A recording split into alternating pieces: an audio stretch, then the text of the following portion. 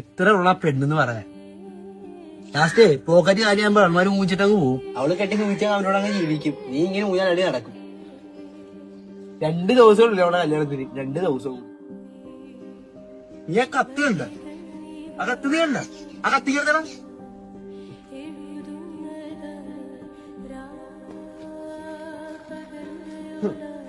പടിപ്പുരയ്ക്കൽ ഷറഫുദ്ദീന്റെ മകളും ജമീല ബിയുടെ മകളായ ആസിയ വിവാഹിതയാകുന്നു.